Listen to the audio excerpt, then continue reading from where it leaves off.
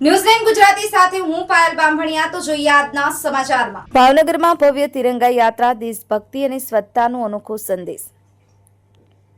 ભાવનગર શહેરમાં જિલ્લા વહીવટી તંત્ર અને ભાવનગર મહાનગરપાલિકા દ્વારા સ્વતંત્રતા દિવસ પૂર્વે હર ઘર તિરંગા હર ઘર સ્વચ્છતા થીમ પર એક ભવ્ય તિરંગા યાત્રાનું આયોજન કરવામાં આવ્યું।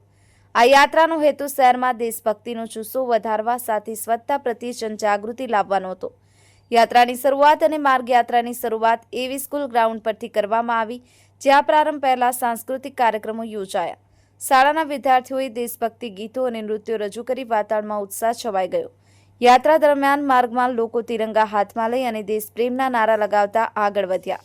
યાત્રા Navapara, Ghogha gate, MG road, Khar gate, Mamakota road, Diwanpara road, Haluria chowk થઈ અને શહીદ સ્મારક ખાતે પૂર્ણાહુતિ પામી।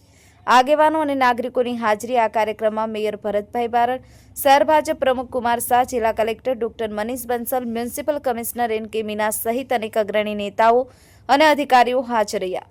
નિવૃત્ત આર્મીના જવાનો, શહેરના નાગરિકો અને વિવિધ શાળાઓના વિદ્યાર્થીઓ મોટી સંખ્યામાં જોડાયા હતા।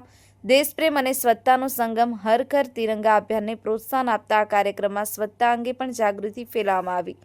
તિરંગા યાત્રાએ ભાવનગરમાં દેશપ્રેમનો માહોલ છવાઈ ગયો અને નાગરિકોમાં સ્વચ્છતાના સંદેશને મજબૂત બનાવ્યો। અલ્પેશ ડાભી, ન્યૂઝ9 ગુજરાતી, ભાવનગર। આઝાદીના 15મી ઓગસ્ટના પર્વ નિમિત્તે આજે ભાવનગર શહેરમાં મહાનગરપાલિકા અને જિલ્લા વહીવટી દ્વારા એક ખૂબ ભવ્ય તિરંગા રેલી કાઢવામાં આવી હતી। તેમાં હજારોની સંખ્યામાં ભાવેણાવાસીઓ, સ્કૂલના વિદ્યાર્થીઓ, શિક્ષકો, ભાઈઓ, યુવાનો, દોસ્તો અને સંસ્થાઓના સૌ વડીલો, વરિષ્ઠો સૌ આ કાર્યક્રમમાં હોંશભેર જોડાયા હતા અને આઝાદી પર્વને આપણા લોહી રેડી જેને આઝાદી મેળવી છે તેવા આપણા સૈનિકોને યાદ કરીને આ તિરંગા રેલી ખૂબ ભવ્ય રીતે ભાવનગરના રાજમાર્ગો પર કાઢવામાં આવી હતી। ક્યાંથી શરૂ કરી હતી, ક્યાં પૂર્ણ થઈ?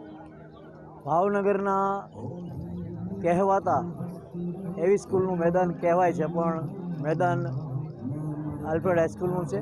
તેમાંથી પસાર કરીને, ત્યાંથી પ્રસ્થાન કરીને ભાવનગર શહેરના રાજમાર્ગ પર ફરી ત્યાં જ વિશ્રામ આપવામાં આવ્યો છે।